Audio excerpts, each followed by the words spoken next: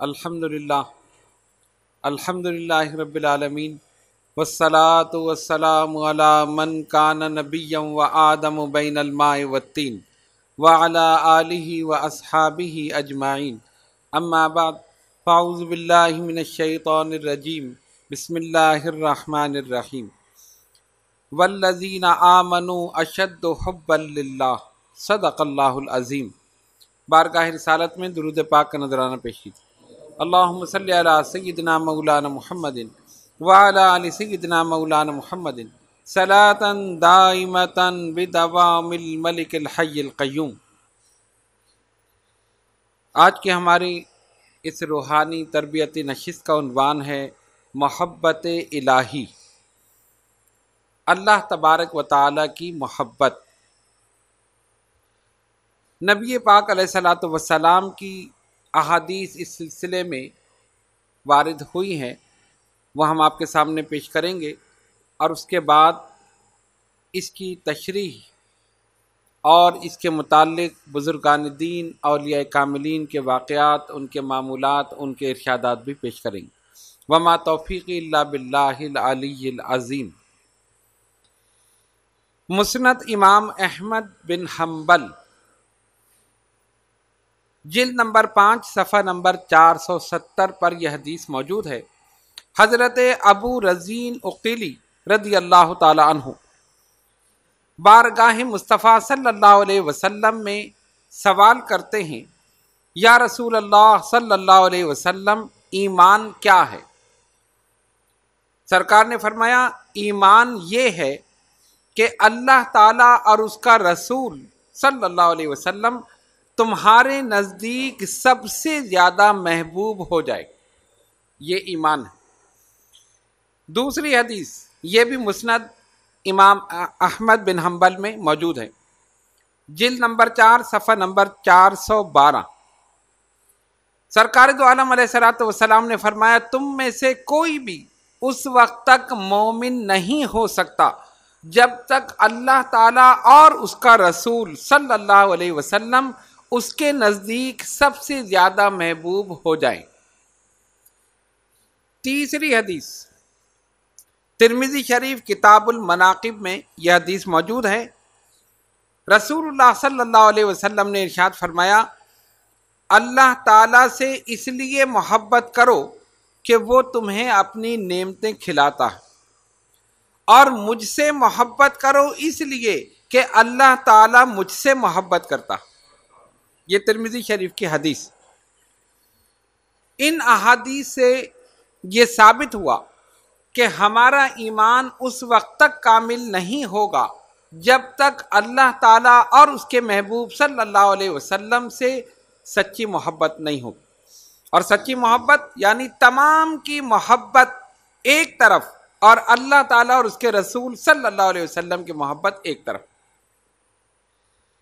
ان احادیث میں واضح طور پر نبی پاک علیہ الصلوۃ والسلام نے ہمیں یہ بتا دیا کہ ایمان کیا ہے اور مومن ہونا کیا ہے، مومن کی صفات کیا ہے۔ ہر شخص کہتا ہے میں مومن ہوں، میں مسلمان ہوں، میں اللہ اس کے رسول صلی اللہ علیہ وسلم سے محبت کرتا ہوں، لیکن دو چیزیں ہیں، ایک ہے قول اور ایک ہے عمل۔ کہنا تو بہت آسان ہے، کرنا بہت مشکل ہے۔ اب کسی سے سوال کریں کیا تم اللہ سے محبت کرتے ہو، یقیناً مسلمان یہی جواب دے گا میں محبت کرتا ہوں۔ کوئی ہے ایسا جو یہ کہے کہ معاذ اللہ میں اللہ سے محبت نہیں کرتا، یا معاذ اللہ رسول اللہ صلی اللہ علیہ وسلم سے محبت نہیں کرتا؟ کیسے سے کیسا مسلمان ہو، آپ اس سے سوال کریں تم اللہ اور اس کے رسول صلی اللہ علیہ وسلم سے محبت کرتے ہو، یقیناً یہی جواب ملے گا، ہاں ہم اللہ تعالیٰ سے محبت کرتے ہیں، اس کے محبوب صلی اللہ علیہ وسلم سے محبت کرتے ہیں۔ یہ تو ہو گیا دعویٰ۔ اب ہر دعوے کی کوئی نہ کوئی دلیل ہوتی۔ دلیل کیا ہے؟ آپ نے کہہ دیا میں محبت کرتا ہوں، دلیل پیش کی۔ دعوے کی دلیل ہونی چاہیے نا۔ ایک آدمی کہتا ہے میں عالم ہوں، یا یہ کہے کہ میں پڑھنا جانتا ہوں، تو پڑھ کے بتائیے۔ اگر نہیں پڑھے گا، دلیل نہیں ہے، دعویٰ غلط۔ میں تقریر کر سکتا ہوں، کر کے دکھائیے، نہیں کی، دعویٰ کمزور، دلیل کمزور، دعویٰ بھی کمزور۔ تو کہتے میں محبت کرتا ہوں تو دلیل، اب آپ کہیں گے دلیل کیا ہے؟ دیکھیے، اللہ تعالی سے محبت کی سب سے بڑی دلیل یہ ہے کہ جب دن میں 5 مرتبہ اس کے گھر سے ندا دی جائے، فوراً سب کاموں کو چھوڑ کر پہنچ جائے۔ سب سے بڑی دلیل یہ، محبت کی دلیل تو یہی ہے نا بھائی۔ آپ جس سے محبت کرتے ہیں وہ اگر آپ کو بلائے تو آپ انکار کریں گے؟ کبھی نہیں کریں گے۔ دشمن بلائیں انکار کر دیں گے، دوست بلائے اور ایسا دوست محبت کرنے والا کبھی انکار نہیں کریں۔ اور وہ تو اس کی شان تو یہ ہے کہ وہ خالق ہے، مالک ہے، رازق ہے، پالنے والا ہے، تخلیق کرنے والا ہے، رزق دینے والا ہے۔ اس سے محبت اور اس محبت کی دلیل، اب ہم نے کہا ہمیں محبت ہے لیکن اذان ہو رہی ہے، ہم آرام سے بازاروں میں گھوم رہے ہیں، ٹھیک ہے ابھی وقت ہے، ابھی پڑھ لیں گے، ابھی یہ کام کر لیں پھر پڑھ لیں گے، پتہ چلا ٹائم گزر گیا، چلو عصر میں دونوں ملا کے پڑھ لیں گے، عصر بھی نکل گئی، مغرب میں پڑھ لیں گے، مغرب بھی نکل گئی، عشاء میں پڑھ لیں گے، ٹائم ہی نہیں ملا، سو گئے، 5 نمازیں گئی۔ ہونا کیا چاہیے؟ جب اذان ہو سارے کام چھوڑ کر آپ اس کے گھر میں پہنچ جائیں، اور اگر یہ ممکن نہ ہو تو کم سے کم جہاں موجود ہیں وہاں آپ پڑھ لیں۔ دیکھنے والا کہے گا واقعی یہ محبت کرتا، یہ ہے نا محبت کی دلیل، کہ جب ندا آئی حی علی الصلاۃ، آؤ نماز کی طرف، آؤ فلاح کی طرف، آؤ کامیابی کی طرف، سب چیزوں کو چھوڑ کر چلے گئے۔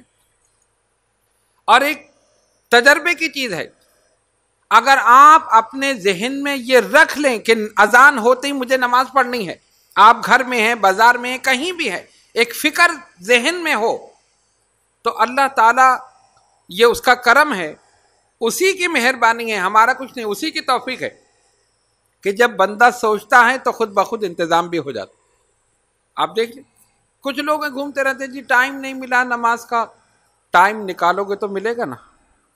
ایک مثال میں اکثر دیتا ہوں، پہلے بھی ہو سکتا ہے آپ کو یاد ہو، فجر کی نماز بڑی مشکل ہے، یہ کہنا تو نہیں چاہیے، عام لوگوں کے لیے مشکل اس لیے کہ اٹھا نہیں جاتا۔ کسی کو فجر کے بعد کا وظیفہ بتاؤ تو وہ ہنسنے لگتا ہے، مسکرانے لگتا ہے، نہیں جی یہ ذرا کیوں، عشاء کے بعد پڑھ لیں گے، فجر میں کیا ہے، کہنا اٹھا نہیں جاتا۔ تو میں نے ایک مثال دی کہ اگر فجر کے وقت تمہاری فلائٹ ہو تب اٹھا جائے گا؟ سویا ہی نہیں جائے گا کہ فلائٹ نہ مس ہو جائے۔ ہوتا ہے نا، آپ کی حج کی فلائٹ ہے، عمرے کی فلائٹ ہے، یا کسی اور جگہ آپ کسی بھی ملک جا رہے ہیں، فلائٹ کا ٹائم فجر سے پہلے یا فجر کے فوراً بعد، ڈومیسٹک ہے 1 گھنٹے پہلے ایئرپورٹ پہنچنا ہے، انٹرنیشنل ہے 2 گھنٹے پہلے پہنچنا ہے نا، پہلے سے تیاری، سامان، یہ وہ ساری چیزیں، پھر راستے کا حساب، اتنی دیر راستے میں لگے گی، یہ ہوگا وہ ہوگا، 2 گھنٹے پہلے ہمیں پہنچنا ہے۔ کیسے ہوا؟ فکر سے ہوا نا۔ اگر یہی فکر نماز کا ہو تب ہوگی یا نہیں ہوگی؟ بچوں کو اسکول میں داخل کرانا ہے، بہت سے ایسے اسکول ہیں جن کا میں نام نہیں لینا چاہتا، وہ لوگ پہلے سے بلاتے ہیں، والدین کا بھی انٹرویو کرتے ہیں، سارے ہمارے مسلمان لگے پڑے، آپ سمجھدار ہیں، آپ جانتے، فجر سے پہلے بلاتے ہیں، اس دن فجر سے پہلے جا کے کھڑے ہوتے ہیں، اٹھے نہیں اٹھے، کس نے اٹھایا؟ فکر نہیں۔ اگر لیٹ ہو گئے، دروازہ بند ہو گیا، ہمارا بچہ داخلے سے محروم ہو جائے گا، فکر نہیں۔ اسی طرح فلائٹ، اگر فلائٹ مس ہو جائے تو دنیاوی نقصان ہے یا نہیں؟ فلائٹ مس ہو گئی نا، اب جو ٹکٹ کے پیسے ہو گئے سب، کوئی ریٹرن تو نہیں ہوگا کہ جی آپ لیٹ ہو گئے چلیں آپ کو ہم نے ریٹرن کر دیا، ایسا نہیں ہوتا۔ تو ہم پہلے سے پوچھتے ہیں کہ فلائٹ مس ہو جائے دنیاوی نقصان ہے، اور اگر فجر مس ہو جائے تب دین کا نقصان ہے یا نہیں؟ اس کی کوئی فکر نہیں، دین کا نقصان ہے، کوئی فکر نہیں، فجر نکل گئی، چلو آج نکل پڑھ لیں گے، قضا پڑھ لیں گے، فلائٹ مس نہ ہو۔ تو جس طرح فلائٹ کی آپ نے فکر کی ہے، دنیاوی نقصان کی فکر کی ہے، اسی طرح دینی نقصان کی بھی فکر کریں۔ اسی طرح فکر کرے تب آپ اٹھیں گے. یہ فکر ہے جو انسان کو نہ سونے دیتا ہے اور نہ کوئی کام کرنے دیتا. کیوں؟ مجھے کوئی کام نہیں کرنا جی، آج مجھے جانا ہے، بس مجھے فکر ہے، مجھے پہنچنا ہے، سارے کام ایک طرف. تو اسی طرح دین کو دنیا پر مقدم کیجئے. فجر کے وقت اٹھ جائیے، جلدی سو جائیں، جلدی اٹھ جائیں. تو محبت کی دلیل کیا ہے؟ جب اس کی طرف سے بلایا جائے، گرم بستروں کو چھوڑ دیا جائے، ٹھنڈا پانی ہو اسی سے وضو کیا جائے اور فوراً اس کی بارگاہ میں حاضر ہوا. اگر یہ کر لو تو دیکھو کتنی رحمتیں نازل ہوں گی، کتنی برکتیں نازل ہوں گی. حدیث شریف کے مطابق فجر اور عصر میں فرشتے نازل ہوتے ہیں رحمتیں برکتیں لے کر، اور فجر میں ہم سو رہے ہیں. جو موجود ہیں ان کو رحمتیں مل گئیں، ان کے رزق میں برکتیں ہو گئیں، ان پر نظر کرم ہو گئی. اور جو گرم بستروں پہ ہیں، کیا فرشتے وہاں جا کے رحمتیں نازل کریں گے؟ نہیں.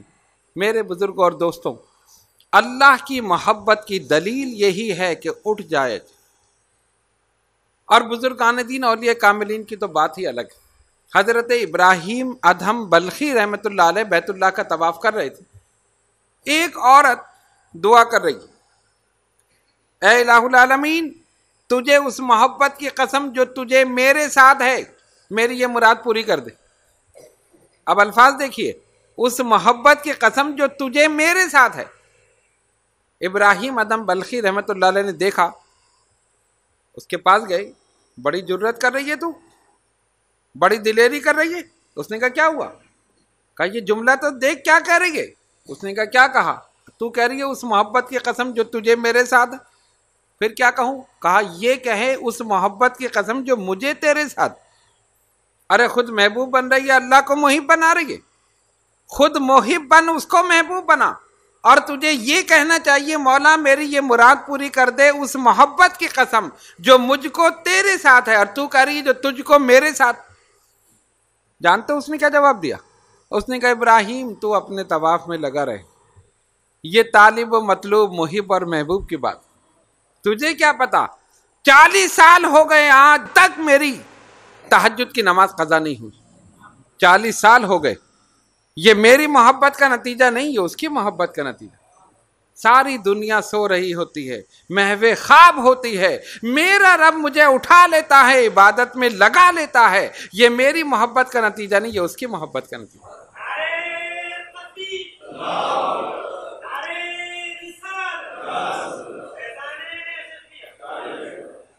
یہ اس کی محبت کا نتیجہ ہے. میری کیا اوقات، میری کیا حیثیت، میں اٹھوں میں عبادت کروں؟ نہیں، یہ تو اسی کی محبت ہے. تو وہ تو بندوں سے محبت کرتا ہی ہے. حدیث شریف کے مطابق سرکار نے فرمایا، مفہوم یہ ہے حدیث شریف کا، اللہ تعالیٰ 70 ماؤں سے زیادہ تم سے محبت کرتا. ایک ماں کی محبت دیکھی نا کتنی، اولاد کتنی نافرمان ہو، کتنی ہی ستائے، تنگ کرے، لیکن وہ بد دعا نہیں دیتی، وہ اس کے لیے دعائی کرتی.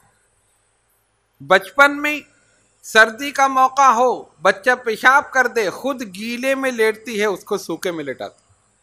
خود تکلیف سہتی ہے، اس کو آرام پہنچاتی. ایک ماں کی محبت یہ ہے. اور سرکار نے فرمایا 70 ماؤں سے زیادہ تمہارا رب تم سے محبت کرتا. کتنی محبت کرتا ہو. تو ہم بھی اگر اس محبت کا جواب محبت سے دیں تو وہ کتنا خوش ہو. اسی لیے ہم یہ کہتے ہیں، گزشتہ نشستوں میں بھی کہا ہوگا، شاید آپ کو یاد ہو، کہ ہم نے ہر ایک کے لیے وقت رکھا ہے.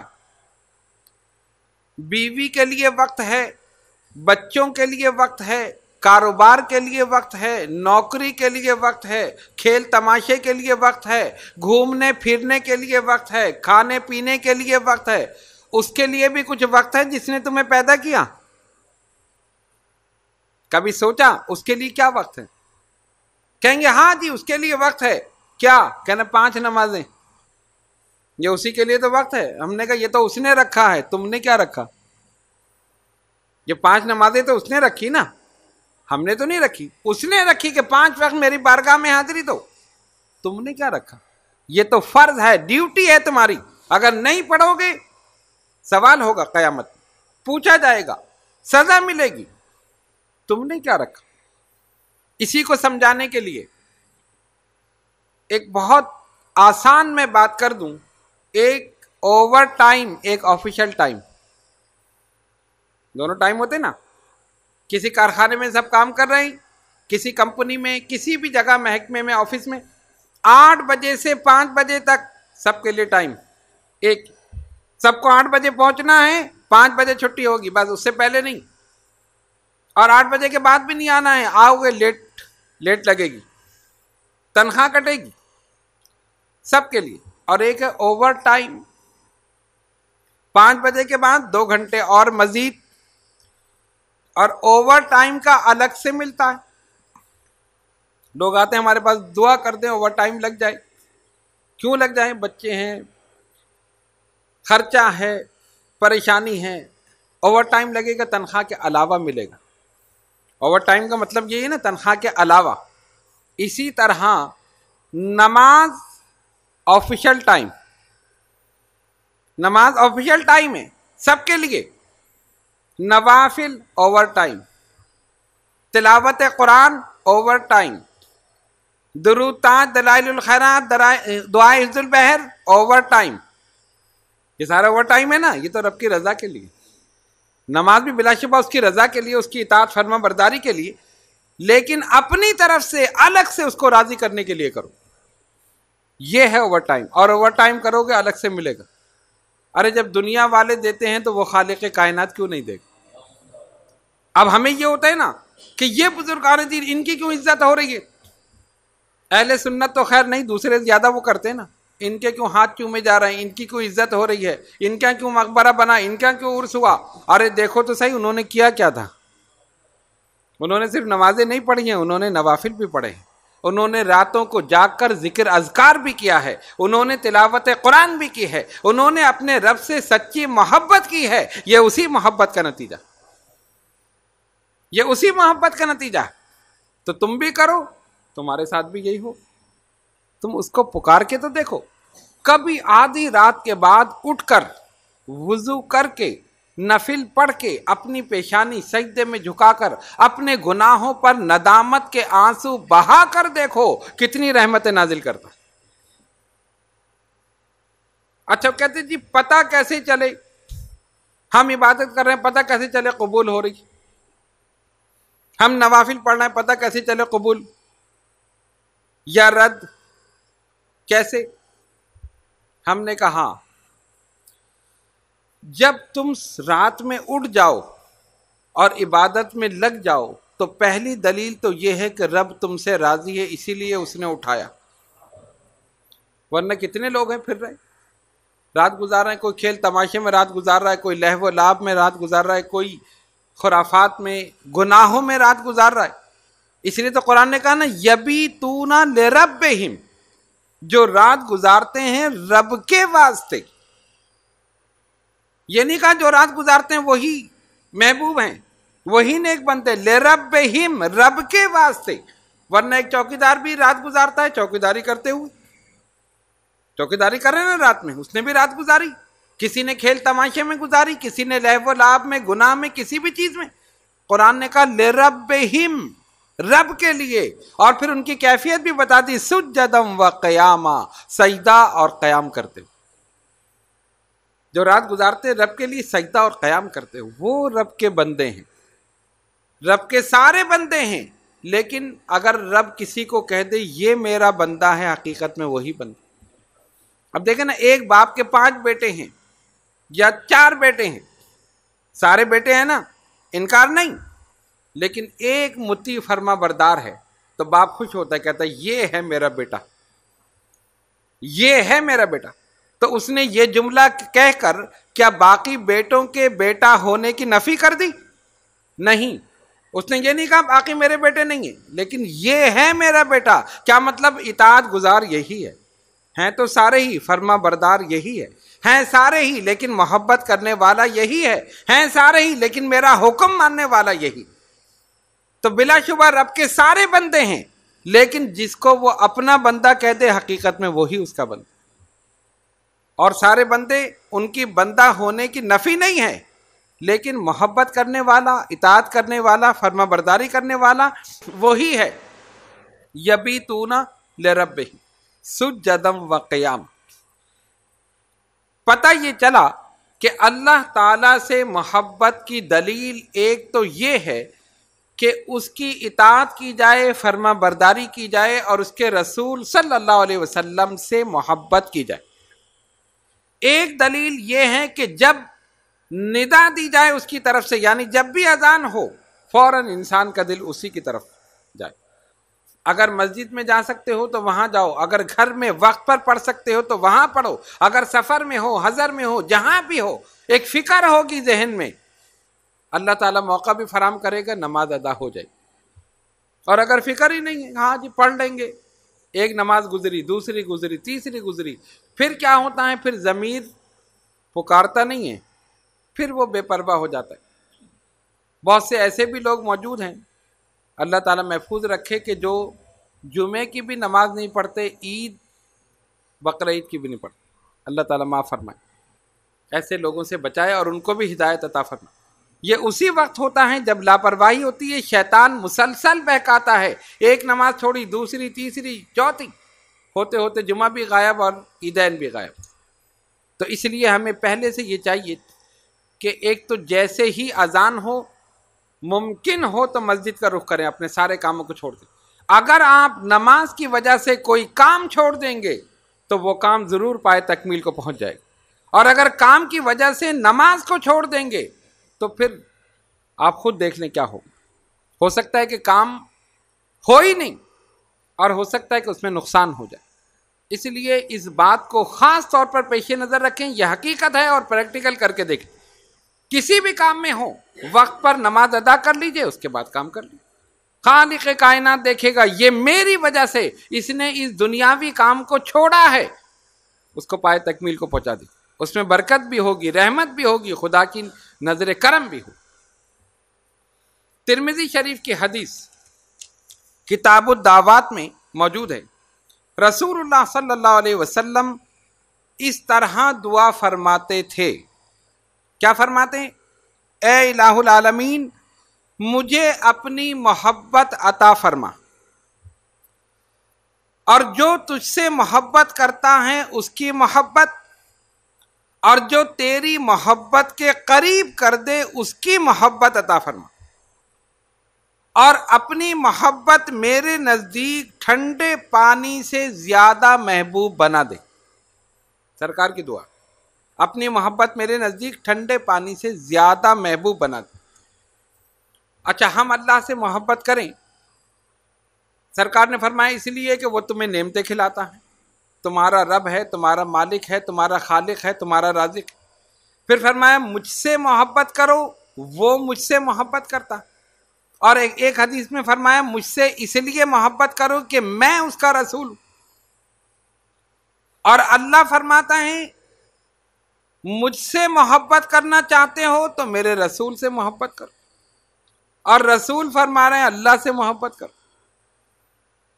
قل ان کنتم تحبون اللہ، اگر تم یہ دعوے دار ہو کہ تم اللہ سے محبت کرتے ہو، فاتبعونی، میری اتباع کرو۔ اور جب اتباع کرو گے تو کیا ہوگا؟ یحببکم اللہ، پھر وہ تم سے محبت کرے۔ قرآن کہہ رہا ہے ان کنتم تحبون اللہ، اگر تم اللہ سے محبت کرتے ہو۔ کچھ لوگ تھے نا، انہوں نے کہا ہم اللہ کے دوست ہیں، ہم اللہ سے محبت کرتے ہیں، اس وقت یہ آیت مبارکہ نازل ہوئی۔ اگر تم اللہ کی محبت کے دعوے دار ہو، اے محبوب آپ ان سے کہہ دیجئے فاتبعونی، میری اتباع کرو۔ اب دو باتیں ہو گئی، محبت اللہ سے، اتباع رسول کی۔ محبت اللہ سے، اتباع رسول کی۔ اگر تم اللہ سے محبت کرتے ہو تو میری اتباع کرو۔ ارے ہونا ہی چاہیے تھا اللہ سے محبت کرو تو اللہ کی اتباع کرو، نہیں میری اتباع کرو، فاتبعونی۔ چلو ٹھیک ہے، ہم نے اتباع کر لی، کیا ہوگا؟ یحببکم اللہ، پھر وہ تم سے محبت کرے، وہ تم سے محبت کرے گا۔ تو فاتبعونی کا مقصد یہی ہے کہ میری اطاعت اللہ کی اطاعت ہے، میری محبت اللہ کی محبت ہے، میری فرما برداری اللہ کی فرما برداری۔ جس نے رسول سے محبت کی اس نے اللہ سے محبت کی، جس نے رسول کی اطاعت کی اس نے اللہ کی اطاعت کی۔ جو رسول کے دامن رحمت میں آ گیا وہ خدا کے کرم کے سائے میں آ گیا۔ تو سرکار دعا کیا فرما رہے ہیں؟ اے اللہ تو مجھے اپنی محبت عطا فرما۔ اور ان کی محبت جو تجھ سے محبت کرے، اور وہ جن کی محبت تجھ سے قریب کر دے، جن کی محبت تجھ سے قریب کر دے۔ تو یہ جتنے مقربین بارگاہ الہی ہیں ان کی محبت اللہ سے قریب کرتی۔ اب دیکھو قرب الہی کے کئی طریقے ہیں، ایک تو ہے نماز، روزہ، حج، زکوٰۃ، صدقات، خیرات، یہ سارے احکامات اسلام یہ اللہ تعالیٰ کے قرب کا ذریعہ ہیں بلا شبہ۔ نماز اللہ کے قرب کا ذریعہ، روزہ اللہ کے قرب کا ذریعہ، زکوٰۃ، صدقات، خیرات، حج اللہ کے قرب کا ذریعہ۔ لیکن ایک ذریعہ یہ بھی ہے کہ جو اس کے قریب ہو تم اس کے قریب ہو جاؤ، جو اللہ کے قریب ہو تم اس کے قریب ہو جاؤ، تم بھی رب کے قریب ہو جاؤ۔ اب آپ کہیں گے اللہ کے قریب کون؟ اللہ فرماتا ہے انا جلیس من ذکرنی، جو میرا ذکر کرتا ہے میں اس کے پاس بیٹھا ہوتا ہوں۔ کیا وہ بیٹھتا ہے؟ کیا وہ کھڑا ہوتا ہے؟ وہ تو بیٹھنے اٹھنے سے پاک ہے، وہ چلنے پھرنے سے پاک ہے، وہ کھانے پینے سے پاک ہے، وہ سونے جاگنے سے پاک ہے۔ ارے اٹھنا بیٹھنا چلنا پھرنا کھانا پینا یہ تو مخلوق کی صفات ہے، وہ خالق ہے، وہ نہ سوتا ہے نہ اٹھتا ہے نہ بیٹھتا ہے، اس کو پینے کی حاجت نہیں، اس کو کھانے کی حاجت نہیں، یہ ساری چیزیں مخلوق کے لیے۔ تو جب وہ بیٹھتا نہیں تو کیوں کہتا ہے انا جلیس من ذکرنی، جو میرا ذکر کرتا ہے میں اس کے پاس بیٹھا ہوتا ہوں۔ اس لیے کہہ رہا ہے، وہ ہمیں بتانا چاہتا ہے انا جلیس من ذکرنی، جو میرا ذکر کرتا ہے میں اس کے پاس بیٹھا ہوتا ہوں۔ جیسے ایک آدمی دوسرے کے پاس بیٹھا ہے نا، قریب ہے، اللہ تعالیٰ مثال دے رہا ہے، جو میرا ذکر کرتا ہے میں اپنا قرب اسے ایسے عطا کرتا ہوں جیسے میں پاس ہی بیٹھا ہوں، پاس ہی بیٹھا ہوں۔ اب یہ غور کر لو کون کون اللہ کا ذکر کرتا ہے، ہمیں یہ دیکھنا ہے نا اللہ کا مقرب کون ہے، کون کون اللہ کا ذکر کرتا ہے۔ اس حدیث کی روشنی میں انا جلیس من ذکرنی، غوث اعظم اللہ کا ذکر کرتے، غریب نواز اللہ کا ذکر کرتے، مجدد الفسانی اللہ کا ذکر کرتے، مخدوم سمنانی اللہ کا ذکر کرتے، بابا فرید اللہ کا ذکر کرتے، نظام الدین اولیاء محبوب الہی اللہ کا ذکر کرتے، قطب ربانی اللہ کا ذکر کرتے، اشرف المشائخ اللہ کا ذکر کرتے، یہ سب اللہ کا ذکر کرتے ہیں۔ اور اللہ فرماتا ہے جو میرا ذکر کرے میں اس کے قریب ہوں۔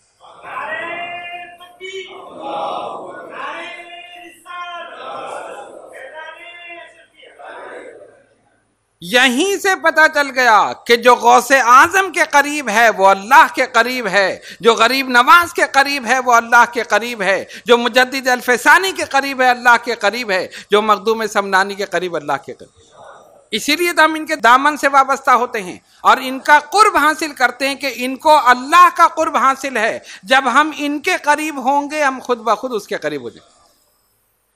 پتہ یہ چلا کہ اللہ تبارک و تعالیٰ سے محبت کرنا اور اس کے رسول صلی اللہ علیہ وسلم سے محبت کرنا ہر مسلمان پر لازم ہے، واجب ہے، ضروری ہے، فرض ہے۔ اس کا ایمان کامل نہیں ہوگا۔ سرکار نے فرمایا ایمان یہی ہے کہ اللہ سے اور اس کے رسول صلی اللہ علیہ وسلم سے محبت کی جائے۔ جب آپ عبادت کریں، نماز پڑھیں، تلاوت کریں، نوافل پڑھیں، جو بھی، اگر آپ پر کیفیت طاری ہو جائے، اگر دل دنیاوی خیالات سے خالی ہو جائے، اگر آنکھوں سے آنسو جاری ہو جائے، سمجھ لو کہ کرم ہو رہا۔ آنکھوں سے آنسو ایسے نہیں نکلتے، اسی وقت نکلتے ہیں جب وہاں سے کرم ہوتا۔ کیفیت اسی وقت، رقت اسی وقت طاری ہوتی جب وہاں سے کرم ہو، اور کرم اسی وقت ہوتا ہے جب بندہ اپنے گناہوں پر نظر کرتے ہوئے اپنی عاجزی انکساری اس کی بارگاہ میں پیش کرتا ہے اور سچے دل سے توبہ کرتا ہے، وہاں سے کرم ہوتا ہے، اگلے پچھلے گناہوں کو معاف کر دی۔ قرآن نے کہا والذین آمنوا اشد حبا للہ، اور وہ جو ایمان لائے اور اللہ کے لیے محبت کرتے ہیں، شدید محبت، اللہ سے شدید محبت۔ تو اللہ سے محبت کرنا اور اس محبت کی دلیل یہی ہے کہ نمازوں کو ترک نہ کیا جائے، احکامات اسلام کو ترک نہ کیا جائے، پوری استقامت کے ساتھ اس پر عمل کیا جائے، پھر آپ دیکھیں کہ وہ کتنی رحمتیں اور برکتیں نازل فرماتا ہے۔ آج کی اس گفتگو کا حاصل یہی ہے کہ اللہ تعالیٰ سے اور اس کے حبیب پاک صلی اللہ علیہ وسلم سے سچی محبت کریں. جب وہاں سے بلایا جائے دنیاوی کاموں کو ترک کر دیجئے، اس کی بارگاہ میں حاضر ہو جائیے. پھر دیکھو رزق میں برکت دینے والا وہی ہے، نوکری عطا کرنے والا وہی ہے، سکون دینے والا وہی ہے، دلوں کو قرار دینے والا وہی ہے، عمر میں برکت دینے والا وہی ہے، رزق میں برکت دینے والا وہی ہے، اگلے پچھلے گناہوں کو بخشنے والا وہی ہے، جنت میں داخل کرنے والا وہی. تو اگر یہ چاہتے ہو کہ دنیا میں بھی کامیابی ہو اور آخرت میں بھی، تو اس سے بھی محبت کرو، اس کے حبیب سے بھی محبت کرو، انشاءاللہ یہاں بھی کامیاب وہاں بھی کامیاب.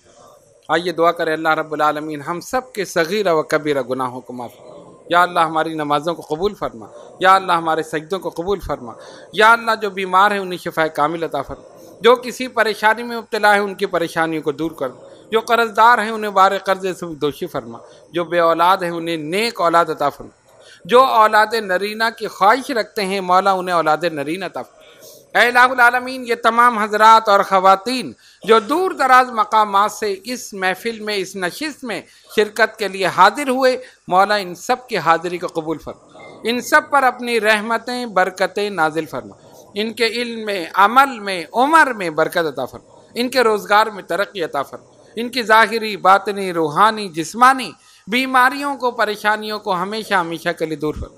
ان اللہ و ملائکتہ یصلون علی النبی یا ایھا الذین آمنوا صلوا علیہ وسلموا تسلیما. اللہم صل علی سیدنا مولانا محمد وعلی آل سیدنا مولانا محمد صلاۃ دائمۃ بدوام الملک الحی القیوم. سبحان ربک رب العزۃ عما یصفون وسلام علی المرسلین والحمد للہ رب العالمین.